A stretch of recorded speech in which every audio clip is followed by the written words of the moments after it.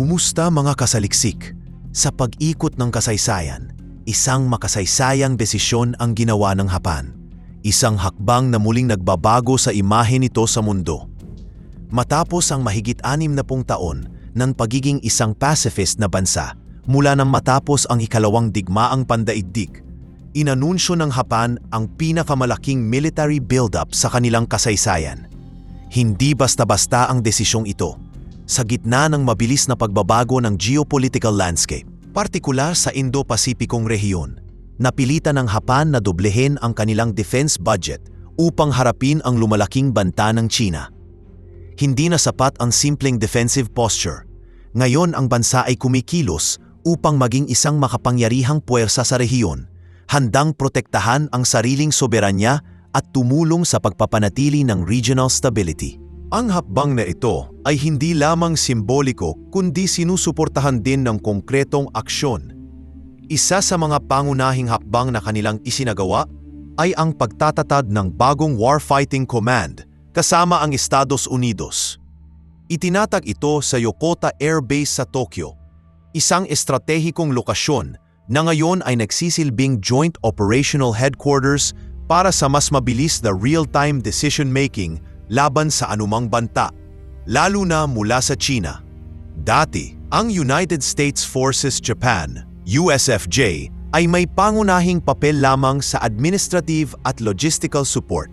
Ngunit sa bagong setup, ito ay naging isang aktibong command center na may kakayahang magdesisyon at magpatupad ng military operations ng mas mabilis at mas coordinated kasama ang Japanese Self-Defense Forces. Ang pagpabagong ito ay nagpapakita ng lalim ng military integration ng dalawang bansa. Isang malinaw na mensahe sa Beijing na ang kanilang pagtaas ng agresyon ay hindi palalagpasin ng walang sagot. Hindi nagtagal ay nakita na rin ang agarang epekto ng anunsyong ito. Hindi pa man natutuyo ang tinta ng kasunduan, mabilis na nagpakita ng galit ang China. Naglunsad ito ng massive joint military drills sa paligid ng Taiwan.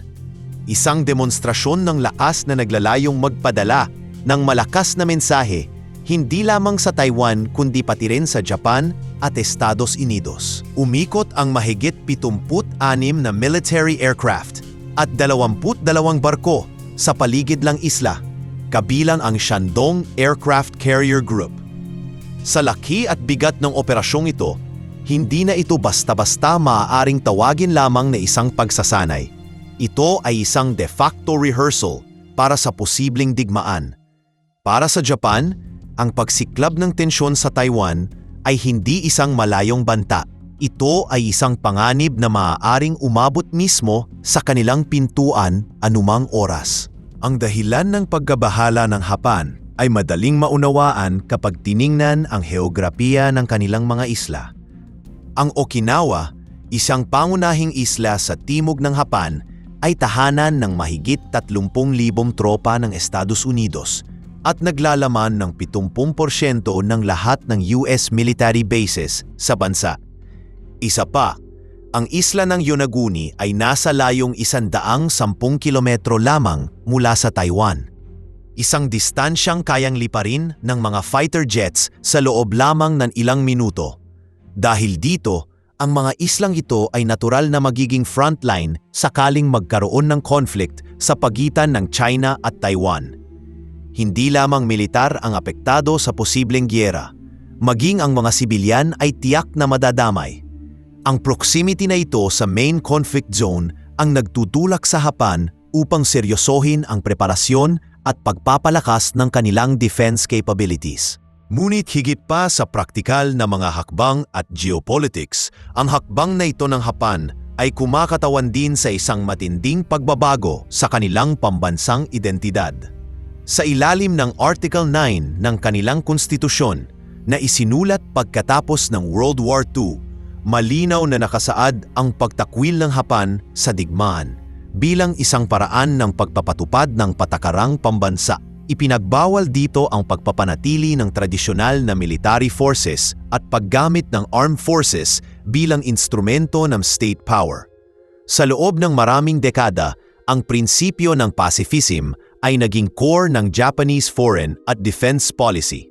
Gayunpaman, sa harap ng pagbabago ng mga banta at paglago ng kapangyarihan ng China, unti-unting lumuluwag ang mga limitasyong ito. Ang kasalukuyang military expansion ng Japan ay hindi basta-basta defensive lamang sa dating kahulugan. Kabilang narito ang pagdevelop ng mga standoff weapons na maaaring umatake sa malalayong target, ang pagpapalakas ng missile defense systems at ang takikipagtulungan sa Estados Unidos sa pagbuo ng mga advanced weapon systems. Kung dati ay ipinagmamalaki ng Japan ang pagpapanatili ng military spending sa mas mababa sa 1% ng GDP, ngayon ay agresibo na silang tinatahak ang landas patungo sa 2%, katulad ng standard sa mga NATO countries. Sa madaling salita, ang dating sleeping giant ay unti-unti nang nagigising, hindi para sa pananakop, kundi para sa sariling proteksyon at survival sa isang lalong mapanganib na mundo. Habang dumadaloy ang mga pagbabagong ito, malinaw na hindi lamang ang military strategy ang binabago ng Japan, kundi pati ang kanilang papel sa pandaigbigang entablado. Kung noon ay umaasa sila sa kapangyarihan ng Estados Unidos para sa kanilang seguridad, ngayon ay nakikita nila ang pangangailangang umangkop, bumuo ng sariling lakas at ipakita sa mundo na ang Japan ng ika-21 siglo ay handa na muling tumindig, hindi bilang agresor, kundi bilang isang matatag at responsable na puwersa para sa kapayapaan at katatagan sa rehiyon. Sa bagong yugto ng kasaysayan na ito, ang buong mundo ay nakamasid sa pag-usbong ng isang bagong Japan at walang duda, ang kanilang mga susunod na hakbang ay magiging kritikal hindi lamang para sa kanila, kundi para rin sa buong Indo-Pasipiko. Sa gitna ng mabilis na pag-init ng tensyon sa Indo-Pasipiko, isang mahalagang katotohanan ang hindi maaaring baliwalain. Ang kabuhayan at seguridad ng Japan ay labis na nakatali sa katatagan ng maritime trade routes. Halos 75% ng oil imports ng Japan ay dumadaan sa mga sea lanes sa South China Sea at paligid ng Taiwan, mga lugar na ngayon ay nasa pusod ng mga posibleng military conflict. Bukod sa langis, ang karamihan ng pagkain at iba pang pangunahing kalakal na kinakailangan para sa kabuhayan ng bansa ay naglalakbay din sa mga rutang ito. Isang maliit na pagputok lamang ng tensyon sa Taiwan ay maaaring magdulot ng malawakang krisis sa enerhiya at pagkain sa Japan, isang sitwasyon na hindi pa kailanman nararanasan ng bansang ito sa panahon ng kapayapaan. Kaya naman, hindi katakatakang agresibo ang pagtaas ng military preparedness ng Japan. Nakataya dito ang mismong kaligtasan ng kanilang ekonomiya at populasyon. Hindi rin dapat ipagwalang bahala ang patuloy na problema sa mga disputed territories, partikular sa Senkaku Islands na nasa East China Sea. Bagamat kasalukuyang nasa ilalim ng kontrol ng Japan ang mga islang ito, matagal na itong inaangkin ng China at patuloy ang paulit-ulit na pagpasok ng mga Chinese Coast Guard at military ships sa teritoryong sakop ng Japan. Ayon sa mga ulat mula sa Japanese media, mahigit 23 beses nang lumabag ang mga barko ng China sa territorial waters ng Japan sa loob lamang ng isang taon. Ang paulit-ulit na incursions na ito ay hindi lamang simpleng pagpapakita ng lakas, kundi isang estratehikong hakbang upang igiit ang soberenya ng China sa mga islang ito. Para sa Japan, ang ganitong mga kilos ay hindi maaaring baliwalain dahil ito ay naglalagay ng direktang panganib sa kanilang national security, lalo na kung isasaalang-alang ang mabilis na militarisasyon ng China. Habang abala ang Japan sa pagbabantay sa silangan at timog, hindi rin sila maaaring magkibit-balikat sa mga banta mula sa hilaga. Ang North Korea, sa kabila ng pagiging maliit na bansa, ay patuloy na nagpapakita ng agresibong pag-uugali. Sa nakalipas na mga taon, nagpalipad ito ng ilang ballistic missiles na lumilipad sa ibabaw mismo ng Japanese territory, partikular sa rehiyon ng Tohoku kung saan higit sa 8 milyong katao ang nakatira. Bagaman ang mga missile test na ito ay karaniwang walang nuclear warheads, ang potensyal na pinsala mula sa isang aksidenteng pagbagsak ay napakalaki. Bukod dito, pinangangambahan ng Japan ang potensyal na paglala ng nuclear capabilities ng North Korea na tinatayang may 50 nuclear warheads na sa kasalukuyan at aktibong pinapalawak pa ang arsenal nito. Hindi lamang ito simpleng regional threat, ito ay isang direktang panganib sa buhay ng milyon-milyong Hapon. Kasabay ng pagtaas ng tensyon sa Korean Peninsula, lalong lumalala rin ang relasyon ng Japan sa Russia. Noong pumutok ang Ukraine conflict, mabilis na sumuporta ang Japan sa mga sanksyon laban sa Russia. Bilang ganti, pinalakas ng Russia ang kanilang military presence sa Kuril Islands, isang teritoryo na matagal nang pinagtatalunan ng dalawang bansa mula pa noong katapusan ng ikalawang digmaang pandaigdig. Ang mga islang ito, na malapit lamang sa hilagang bahagi ng Japan, ay naging site ng malalaking military drills ng Russia, kabilang ang deployment ng mga surface-to-air missile systems at dagdag na tropa. Sa bawat pagdaong ng mga bagong missile system sa Kuril Islands, isang malakas na paalala ito sa Japan na sa kabila ng mga pagkakabighani sa Europa, hindi dapat iwanan ang pagbabantay sa sarili nitong bakuran. Sa ibabaw ng lahat ng ito, lumalabas ang mas malalim na katotohanan ng geopolitical chessboard. Kahit pa mahina ang Russia kung ikukumpara sa Japan sa aspetong ekonomikal, kung saan ang GDP ng Japan ay halos doble ng Russia, hindi ito nangangahulugang hindi nabanta ang Moscow. Sa katunayan, ang pagbuo ng matibay na alliance sa pagitan ng China, Russia at North Korea ay nagdaragdag ng bigat sa mga hamon na kinataharap ng Japan. Sa isang banda, ang Russia ay nagbibigay ng strategic depth sa China sa laban kontra sa Western alliances. Sa kabilang banda, ang suporta ng parehong Russia at China sa North Korea ay nagpapahirap sa Japan na pagaanin ang tensyon sa hilaga.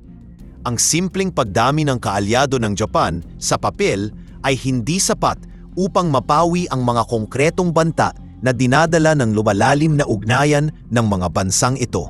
Habang lumalala ang sitwasyon, lumilinaw na hindi lamang military capabilities ang kailangang palakasin ng Japan, kundi pati ang kanilang kakayahan sa strategic foresight at diplomatic maneuvering. Kinakailangan ng bansa na maging mas proactive hindi lamang sa pagtatanggol ng kanilang teritoryo, kundi sa paghubog ng mga alyansa at koalisyon na makakakontra sa lumalawak na impluensya ng China, Russia, North Korea axis. Ngunit sa kabila ng laki ng mga hamon, hindi rin matatawaran ang determinasyon ng Japan. Sa pagbangon mula sa mga aral ng nakaraan, dala nila ngayon ang matinding pagnanais na hindi na muling maging biktima ng mga puwersang naghahangad na pagharian ang rehiyon. Sa huli, habang humaharap ang Japan sa mahigpit na realidad ng bagong security environment, isa lamang ang malinaw. Ang dating pacifist giant ay hindi na makakakaila ng pangangailangan para sa malalim na pagbabago. Sa pagharap nila sa mga hamon ng bagong panahon, dala nila ang isang lumang katotohanan na ngayon lamang muling nagiging totoo, na ang kapayapaan ay kailangang bantayan, hindi lamang sa pamamagitan ng diplomatikong salita, kundi pati sa pamamagitan ng matatag na lakas. Habang patuloy na umiigting ang tensyon sa Indo-Pasipiko, tinuldukan ng Japan ang dekada-dekada nitong restraint sa military spending sa pamamagitan ng isang makasaysayang hakbang. Noong Desyembre ng taong 2024, inaprubahan ng gabinete ng Japan ang isang record-breaking defense budget na nagkakahalaga ng 8.7 trilyong yen para sa taong 2025. Ang halagang ito, nakatumbas ng 55 bilyong dolyar, ay nagsilbing 7.4% pagtaas mula sa nakaraang taon at kumakatawan sa ika-13 sunod-sunod na taon ng pagtaas ng defense spending ng bansa. Hindi lamang ito numero sa papel, ito ay malinaw na deklarasyon na ang Japan, na matagal nang nanatili sa anino ng pacifism, ay seryoso na ngayong palakasin ang sarili nitong kakayahan upang harapin ang mga lumalaking panganib sa rehiyon. Isa sa mga pangunahing pinaglalaanan ng bagong budget na ito ay ang pagpapalakas ng tinatawag na standoff weapons, mga sistemang idinisenyo upang magbigay ng long-distance deterrence laban sa potensyal na kalaban. Hindi na lamang umaasa ang Japan sa mga traditional defensive tactics.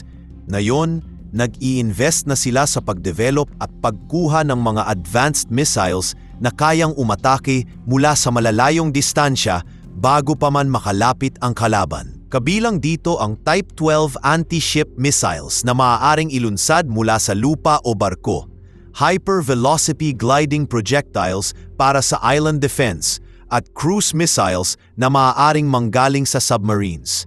Layunin ng mga proyektong ito na gawing napakamapanganib para sa kahit sinong agresor ang paglapit sa mga teritoryo ng Japan.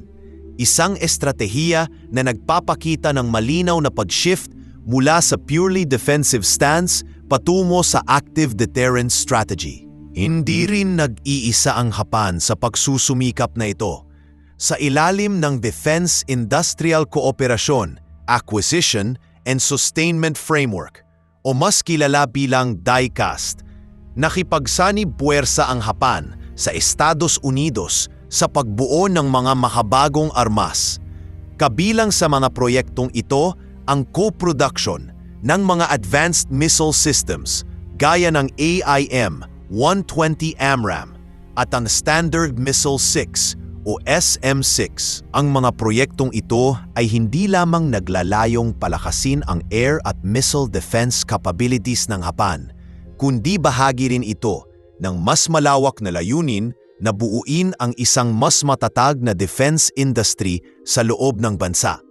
Sa ganitong paraan, hindi lamang umaasa ang Japan sa pag-angkat ng mga armas, kundi pinapalakas din nila ang kanilang sariling manufacturing capacity na isang critical na hakbang upang mapanatili ang matatag na military readiness sa harap ng mga lumalalang global supply chain risks. Sa kabila ng matinding pagsusumikap ng gobyerno na palakasin ang kakayahan ng bansa sa pagtatanggol, nananatili pa rin ang malalim na anti-war sentiment sa malaking bahagi ng Japanese society.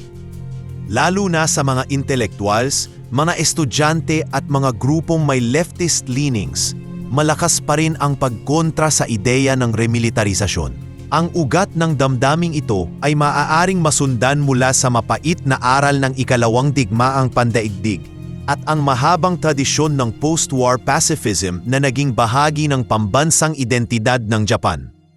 Para sa marami, ang ideya ng pagpapalakas ng military ay tila pagtalikod sa mga prinsipyo ng Article 9 ng kanilang konstitusyon na nagsasaad ng pagtakwil sa digmaan bilang instrumento ng pambansang patakaran. Gayunpaman, malinaw ang strategic vision ng mga lider ng Japan.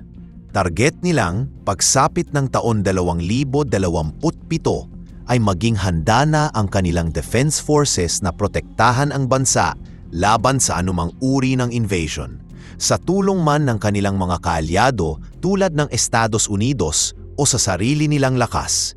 Higit pa rito, ang mas matagalang plano ay sa taong 2037 magkaroon sila ng kakayahan na ma-detect at mapigilan ang mga banta mula sa mas malalayong distansya.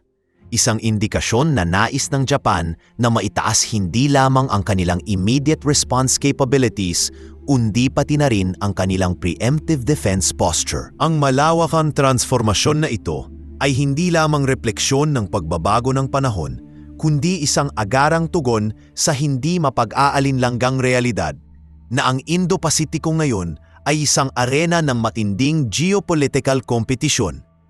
Ang China, North Korea at Russia, bawat isa ay nagdadala ng kani-kanilang partikular na panganib sa seguridad ng Japan. Kaya naman, habang may mga sektor pa ng lipunan na may agam-agam ang matinding pangangailangan upang tiyakin ang kaligtasan at kasiguruhan ng bansa, ay tila lumalampas na ngayon sa dating mga ideolohikal na balakid. Sa pag-ikot ng mga taon, ang tunay na pagsubok ay kung paano makakamit ng Japan ang balanse, ang pagpapatatag ng kanilang military capabilities habang pinananatili ang diwa ng pagiging tagapagtanggol ng kapayapaan na matagal na nilang ipinagmamalaki.